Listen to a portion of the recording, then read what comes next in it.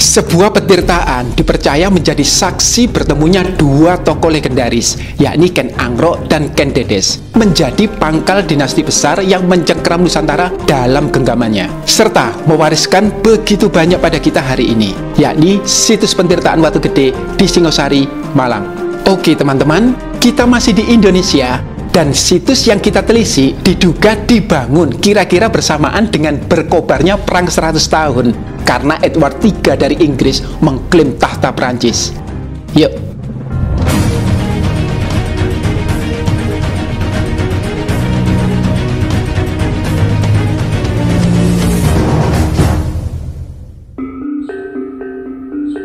Matahari bersinar cerah saat rombongan istana sampai di Taman Bobojinan Indah. Pasukan bersiaga di segenap sudut, mengamankan junjungan mereka, yakni Tunggul Ametung, penguasa Tumapel, beserta istrinya, Ken Dedes, yang hendak berwisata di taman tersebut.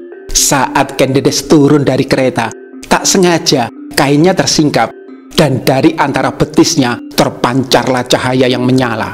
Seorang paricara atau abdi dalam kebetulan melihatnya. Ken Angrok terpesona dan hatinya dipenuhi tanda tanya. Ia pun bertanya kepada orang tua angkatnya, yakni Brahmana Logawe. Menurut Logawe, perempuan dengan betis bersinar seperti Ken Dedes adalah Nariswari, yakni wanita yang sangat utama. Dari rahimnya akan lahir raja-raja besar Pulau Jawa. Betapapun hina seorang pria, bila beristrikan perempuan Nariswari, derajatnya akan terangkat menjadi raja. Menggelegaklah nafsu Ken Angrok untuk merebut Ken Dedes dari Tunggul Ametung. Dan inilah awal dari serangkaian siasat yang diluncurkannya untuk mendaki tahta Tumapel serta memperistri Ken Dedes. Meski harga yang harus dibayarnya di kemudian hari sangatlah mahal. Kisah Ken Angrok dan Ken Dedes bersumber dari kitab Pararaton. Kami pernah membahas kitab ini, termasuk apakah benar para raton direkayasa Belanda untuk adu domba pada tautan di atas atau di deskripsi. Bisa dibilang, momen ketika Ken Angrok melihat betis Ken Dedes adalah awal dari terpancarnya silsilah raja-raja besar Jawa.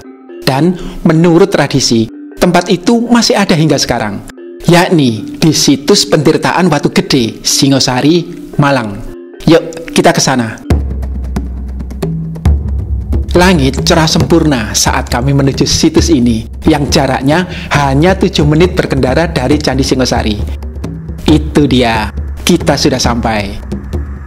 Wow, turunannya agak curam ya, tapi gak apa-apa. Struktur jalannya sudah permanen anti-slip. Inilah pentirtaan Watu Gede. Cukup besar juga ya. Tidak semua bagian dari pentirtaan ini berasal dari masa kuno loh. Ada yang hasil renovasi, ada juga yang ditambahkan untuk keperluan ritual. Untuk memudahkan, yuk kita cek denahnya. Secara umum, kolam ini diperkuat bagian sisinya dengan batu bata. Namun, sisi selatan sudah hancur tertimbun tanah. Dinding barat pun demikian, yang saat ini diperkuat dinding boulder baru. Tapi, masih tersisa sedikit struktur batanya. Nah, di sini ada tangga untuk masuk ke kolam. Terlihat ya, cukup lebar, terbuat dari bata merah, lengkap dengan pipi tangganya. Nah, pada dinding utara yang ini tersisa sedikit struktur bata kuno. Selanjutnya ini, disinilah dipercaya ada mata air yang mengisi kolam. Terlihat ya, memancar dari bawah pohon. Area ini disucikan oleh kalangan tertentu, karena airnya dianggap masih belum tercampur seperti di kolam utama. Pada waktu tertentu pun masih dilakukan berbagai ritual. Air di sini diyakini bertuah loh, mulai dari menaikkan derajat, memberi umur panjang, dan menyembuhkan penyakit. Ngomong-ngomong, air bertuah dimanapun selalu itu ya kekuatannya, yakni derajat, umur, dan kesembuhan. Apa pada janjian ya? Misalnya nih, Candi Sumber Awan yang berjarak 20 menit berkendara dari sini juga memiliki mata air bertuah. Dan kami pernah membahasnya pada tautan di atas atau di deskripsi. Nah, teman-teman bisa perhatikan ya, aksesoris pun ditambahkan agar situs ini semakin sakral. Aksesoris ini baru loh, bukan peninggalan leluhur. Nah, sajian utama kita adalah ini, yakni dinding kolam sisi timur. Perhatikan kekunoannya. Yuk, mendekat. Struktur ini terbuat dari bata merah. Saya diizinkan Pak Juru Pelihara untuk mendekat kemari. Inilah bagian struktur kuno pentirtaan Watu Gede yang masih mengeluarkan keindahan masa lampau. Dulu, dari sinilah memancar air yang mengisi kolam. Sekarang tidak lagi, karena ketinggian mata air yang berubah gak mampu lagi menjangkau kemari. Namun, kolam ini mendapat limpahan air tanah dari sisi berbeda, yakni sisi utara.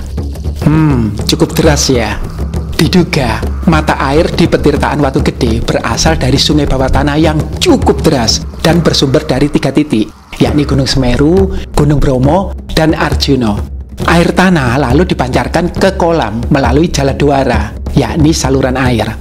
Perhatikan, kepala arcanya sudah terpenggal.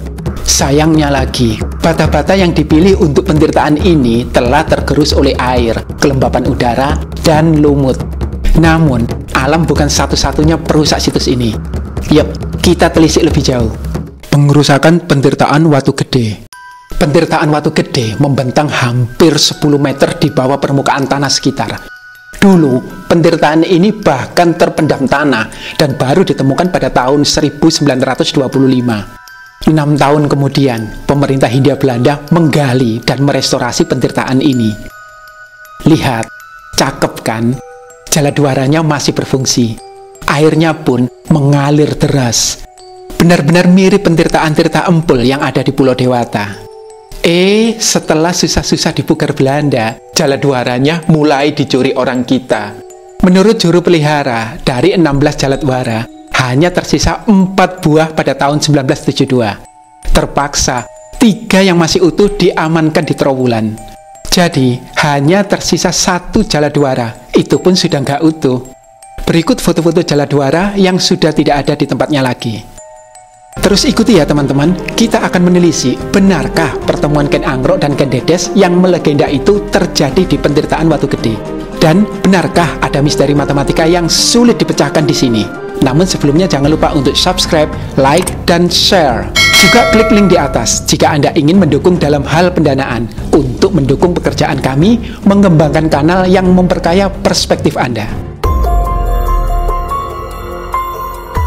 Dalam tradisi masyarakat, pentirtaan Watu Gede adalah pemandian para bangsawan dan putri-putrinya, termasuk Ken Dedes.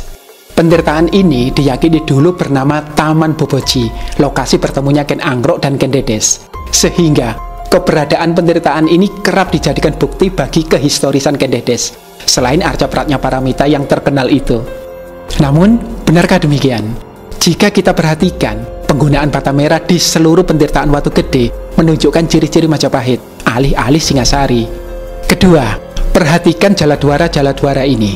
Pengerjaannya kasar dan mirip gaya pengerjaan Candi Ceto dan Sukuh di Jawa Tengah yang berasal dari paruh akhir abad 15 dan dibangun pada masa Majapahit. Jika benar pentirtaan ini dari masa Singasari yang adalah puncak seni pahat Jawa, seharusnya lebih indah. Apalagi katanya ini kan pemandian bangsawan. Namun, yang tertampakkan justru sebaliknya. Pemandian ini sederhana, bahkan minim ornamen. Singkatnya, pemandian ini bukan berasal dari zamannya Ken Dedes. Jika bukan pemandian Ken Dedes, lalu apa fungsi pentirtaan Watu Gede? Pentirtaan berasal dari kata dasar tirta yang berarti air, sehingga fungsi pentirtaan berkaitan dengan fungsi air itu sendiri, yakni untuk kebutuhan sehari-hari dan keperluan spiritual. Yuk, kita bedah satu persatu. Pentirtaan untuk kebutuhan sehari-hari. Kitab Sutasoma karya Empu Tantular yang hidup pada masa keemasan Majapahit mencatat 3 fungsi pentirtaan bagi masyarakat, yakni mangangsu atau menimba air, marahop atau cuci muka, dan hanadios atau mandi. Mangangsu atau menimba air tentu untuk kebutuhan rumah tangga, misalnya memasak atau mencuci. Sedangkan marahub dan hanadios, yakni membersihkan badan, dilakukan langsung di lokasi pentirtaan. Masih menurut Kitab Sutasoma, pemandian umum seperti ini biasanya dibangun dekat pasar. Ini tentu berbeda dengan pentirtaan untuk kalangan bangsawan ya, yang tentu saja berada dalam lingkungan istana. Buktinya apa Mas Asisi? Nih, ada pada relief Candi Penataran di Blitar. Terlihat ya, betapa mewahnya pentirtaan untuk bangsawan. Bahkan, ada rumah apung di tengah kolam. pendertaan untuk keperluan spiritual. Pendertaan jenis ini erat kaitannya dengan pandangan masyarakat Jawa kuno mengenai air atau tirta. Air dipandang penting sebagai salah satu dari 5 unsur pencipta alam semesta yang dikenal sebagai Panca Mahabhuta. Menurut kitab Taittiriya Upanishad, yang paling awal tercipta dari Brahman adalah akasya atau ruang. Lalu dari akasya muncul wayu atau udara. Dari udara muncul teja atau api. Dari api mengalir apah atau air. Dan dari air lahir pertiwi atau tanah. Dari tanah muncul segala yang ada, termasuk manusia. Dalam kitab Tantu Panggelaran disebutkan juga adanya Tatwa Merta Siwamba atau air yang berasal dari Gunung Mahameru, yakni Tirta Amerta yang menjadi minuman para dewa. Jadi jelas ya, air dianggap sakral bagi masyarakat Jawa kuno, sehingga ibadah mereka pun tidak bisa lepas dari air. Bahkan nih, syarat pendirian candi haruslah di dekat sumber air. Bisa berupa mata air, sungai, danau, atau laut. Candi yang dibangun di pinggir laut, misalnya Candi Tawangalun, pernah kami bahas pada tautan di atas atau di deskripsi. Berbekal pandangan ini, leluhur kita pun membangun pendertaan sebagai sarana penyucian sebelum menjalankan ritual di candi.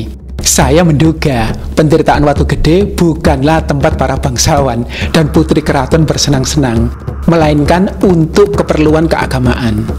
Dan situs ini ada kaitannya dengan Candi Singosari yang hanya berjarak sekitar 1 km. Dan selain itu, saya menemukan sesuatu yang mengherankan. Keanehan pendertaan Watu Gede. Ternyata pendertaan Watu Gede, Candi Singosari, dan Stupa Sumber Awan berada dalam satu garis lurus. Wow! Saya takjub bukan karena percaya hal-hal supranatural, melainkan karena saya percaya matematika. Dalam teori kemungkinan, jika 2 titik berada dalam satu garis, maka rasio perbandingan antara kesengajaan dan kebetulan sama besar. Namun, semakin banyak titik yang terlibat, kita boleh curiga bahwa itu memang disengaja. Koordinat 3 candi yang membentuk garis lurus ini sangat mungkin sengaja dirancang leluhur kita. Unik ya, padahal dulu belum ada satelit, teknologi komunikasi, dan lainnya. Bahkan teropong pun belum ada. Yang lebih mengejutkan lagi, garis lurus itu berlanjut sampai ke puncak Gunung Arjuno. Benar-benar garis lurus sempurna dengan 4 titik koordinat. Mustahil ini kebetulan. Menurut teman-teman, apakah maksud leluhur di balik semua ini? Share pendapat kalian beserta alasannya di komen ya, agar perspektif kita semakin kaya.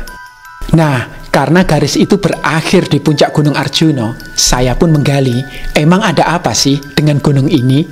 Ternyata, menurut kitab Tantu Panggelaran, Gunung Arjuna dipercaya masyarakat Majapahit sebagai salah satu dari reruntuhan Mahameru yang diusung para dewa dari India ke Tanah Jawa. Kisah pemindahan Gunung Mahameru ini pernah kami bahas detail pada tautan di atas atau di deskripsi. Berikut potongan-potongan Mahameru yang berubah menjadi gunung-gunung suci di Jawa. Terlihat ya, Gunung Arjuno termasuk yang dekat dengan puncak, sehingga kesuciannya pun di atas Gunung Lawu yang dihuni Candi Cetha, Soko, dan Ketek. Juga Gunung Wilis, Gunung Kawi, bahkan Gunung Kelut yang tempat pemujaannya seagung Candi Penataran. Bisa jadi pendertaan Watu Gede disucikan leluhur karena airnya berasal dari Gunung Arjuno, sehingga pendertaan Watu Gede menjadi titik anjak dari rangkaian ritual yang membawa pelakunya pada kesadaran hakiki hingga jiwanya mencapai puncak suci Mahameru. Nah, dugaan saya, titik-titik koordinat ini sudah lama disucikan oleh leluhur kita dan dibangun secara bertahap. Baru pada masa Majapahitlah 3 candi yang kita kenal sekarang ini selesai dibangun, termasuk pendertaan Watu Gede. Dengan kesakralan posisinya, manfaatnya bagi masyarakat, pentingnya kisah yang dilekatkan kepadanya, kondisi pendertaan Watu Gede agak memprihatinkan. Sayang sekali, pendertaan indah yang pernah dipugar dengan megahnya oleh Belanda hanya menyisakan apa yang kita lihat sekarang. Keteduhan Watu Gede dan batu-batu yang teronggok adalah saksi bisu dari pencurian artefak dan perlakuan buruk bangsa kita sendiri terhadap warisan leluhur di masa lalu. Semoga Anda dan saya yang hidup di masa kini dapat memutus pola itu dan laksana air yang menemukan jalan untuk mengalir. Yuk, kita rembeskan rasa cinta akan sejarah dan budaya Indonesia pada generasi-generasi berikutnya. Karena di mana ada cinta, di situ ada kepedulian. Dan di mana ada kepedulian, di situ ada tindakan nyata untuk terus melestarikannya.